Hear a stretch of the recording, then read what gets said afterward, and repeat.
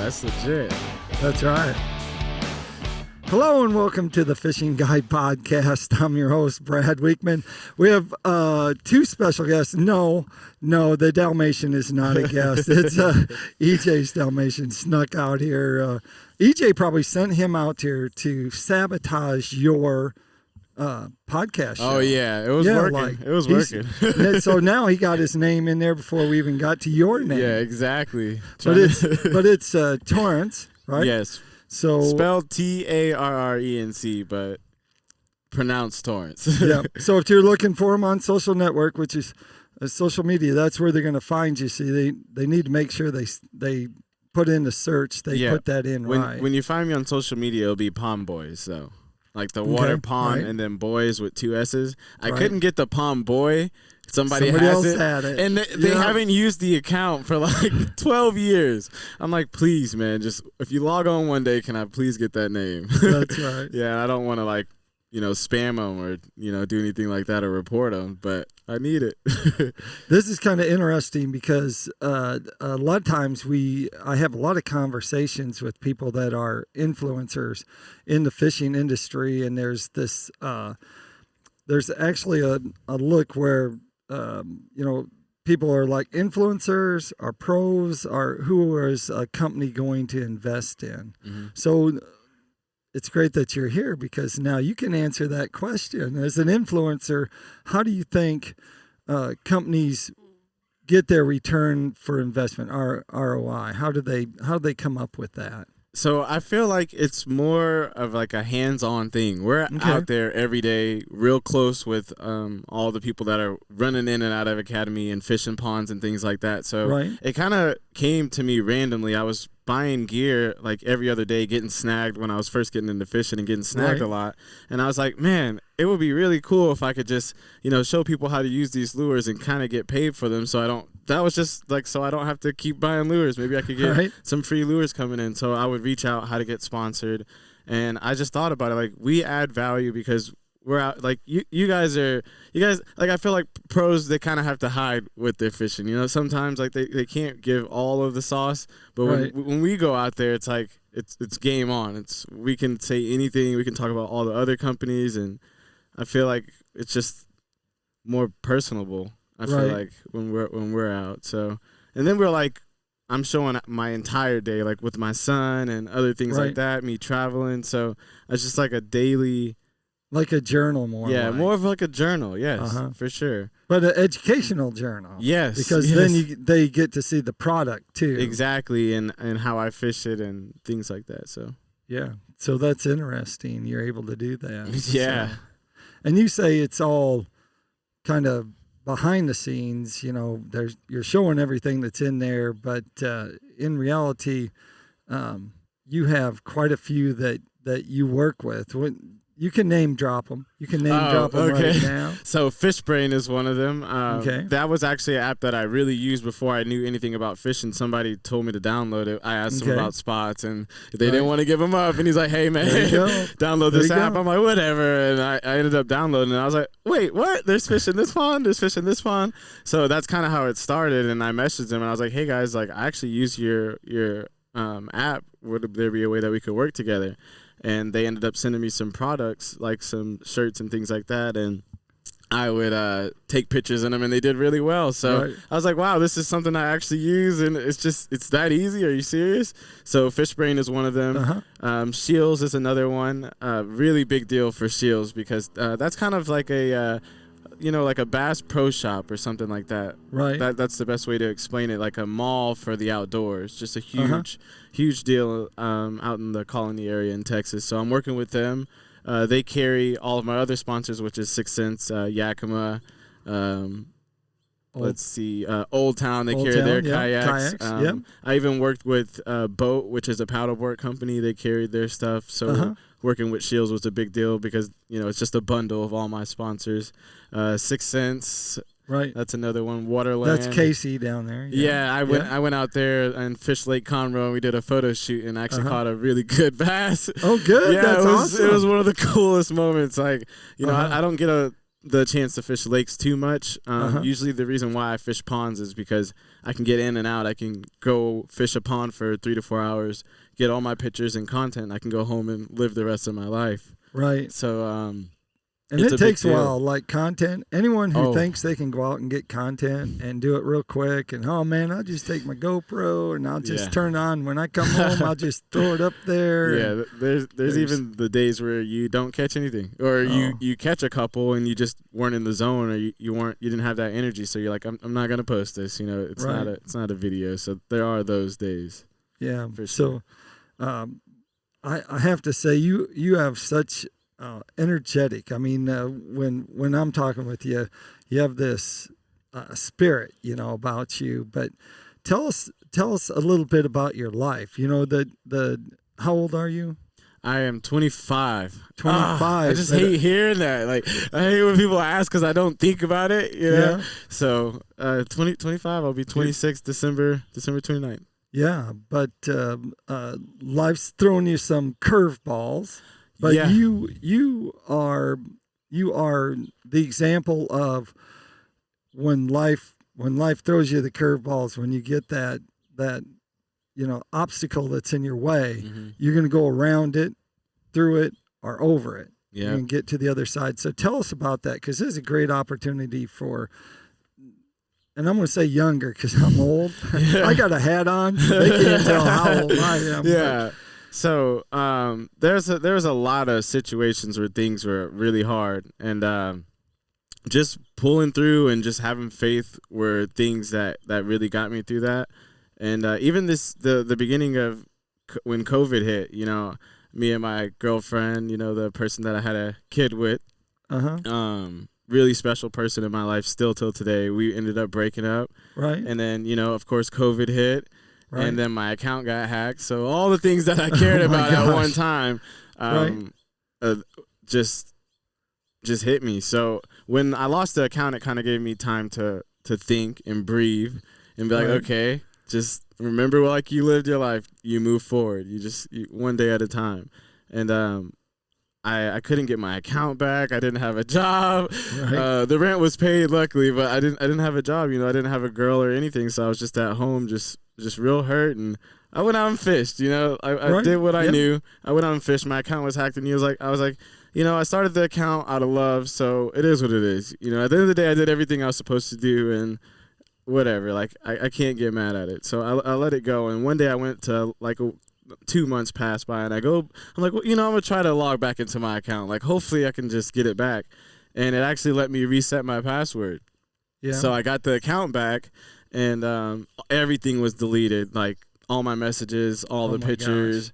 I was hurt because we were gaining a lot of traction. We ended up losing like 7,000 followers. We got blocked by a lot of people because of spam. And I got the account back. So I was like, imagine if I gave up, you know, like, imagine if I just shut down. So I was like, okay, this is a little spark. Like, this is, you know, this sucks right now, but this is this little spark.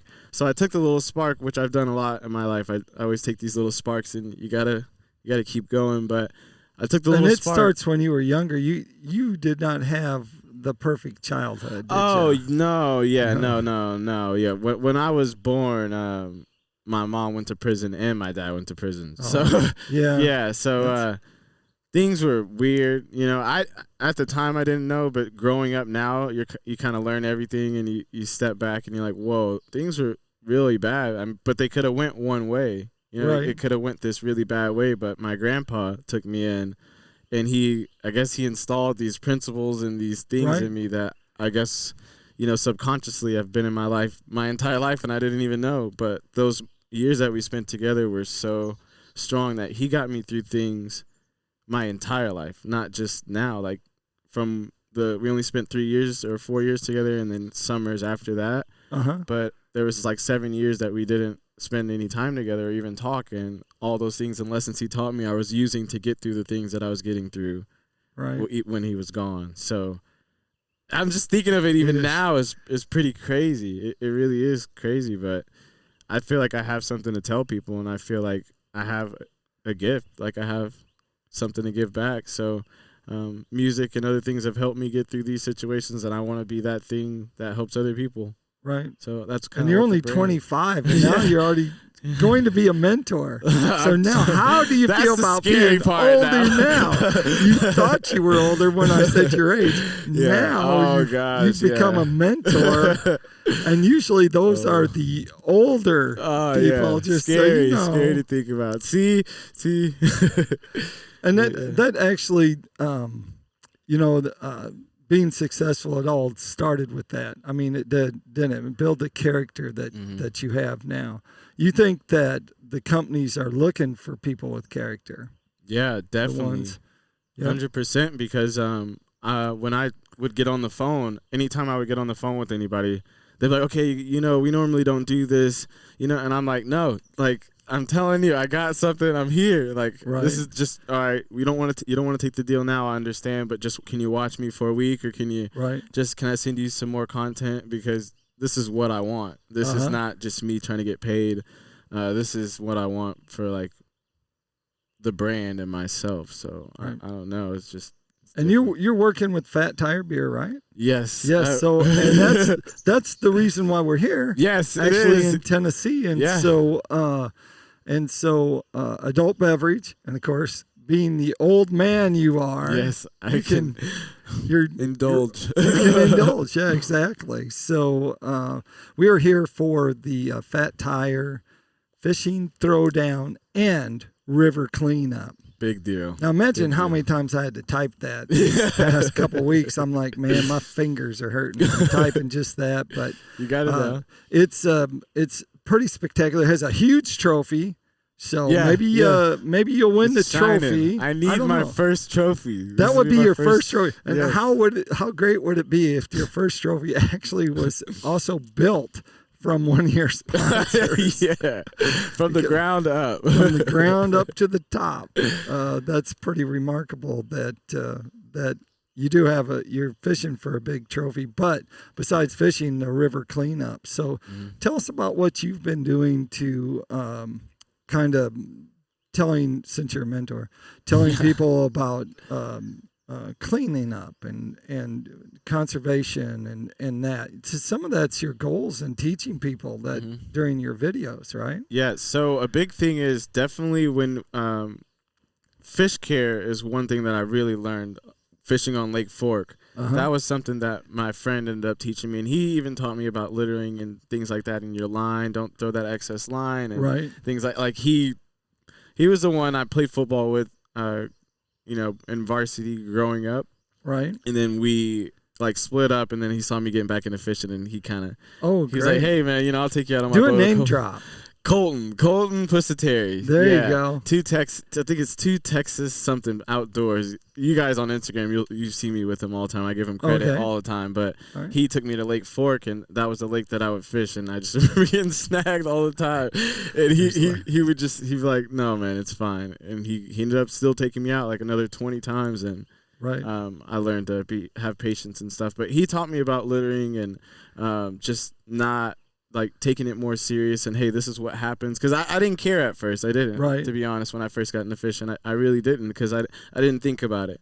But getting on the water and getting outdoors more, I was like, wow, there is a lot that goes to this, and taking care of the fish and taking care of the water it's extremely important. So he's the one who installed that in me, honestly. Oh, that's awesome. And even taking the is he a guide? No, he should be, because he's just grew up on Lake Fork, so he knows the lake, and he works really hard, very hard worker, and on the weekends he'll try to get out and fish. So I'm very thankful that he even took me out. But another cool thing was when we go out and fish on Lake Fork and catch big fish, he wants to get that fish back in the water so fast, and me, I'm like, please, can we just two bait? Like, all right, dude, like, is it back? So I love that about him, and it taught me something else about fishing. And I feel like I catch more fish when I treat the fish well. When you take care of the outdoors, I feel like it all comes back in some way. So yeah, it's important. So I actually kind of looked at some of the stuff, and I don't know if I'm jealous or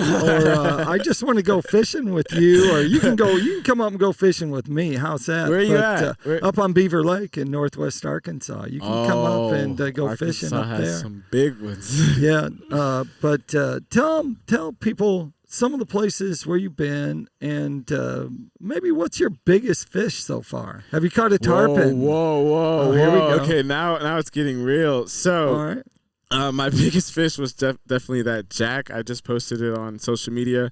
It was a jack C. It starts with a C.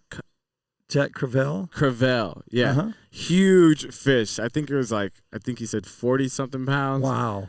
The fight was unbelievable, man. Like, I was just giggling like a kid inside because there's so many head shakes, and you know it's a jack just the way that they shake their head like that. So that was my biggest fish. But Billy Strings actually invited me out to Florida. He just randomly hit me up. We were supposed to fish in Texas together because, like you said, you see the media, and he saw it too, and he was like, "Man, we gotta fish." Like, he'll see me post, and he's like, "We have to fish." So 6 months here and there. Oh, it just didn't work, and I went out to Florida on my own for like a personal event with my family, and I ended up catching some fish out there, and he messaged me. He's like, "Dude, do you want to just fish in Florida instead? Like, should we just go for a whole different species?" And I was like, "Yeah, sure. Like, if you plan it, like, I'm down. It doesn't matter." And he just sent me the criteria a week later, and we met up in Florida and chasing tarpon and jack. So Jack and tarpon were definitely. Did you catch a tarpon?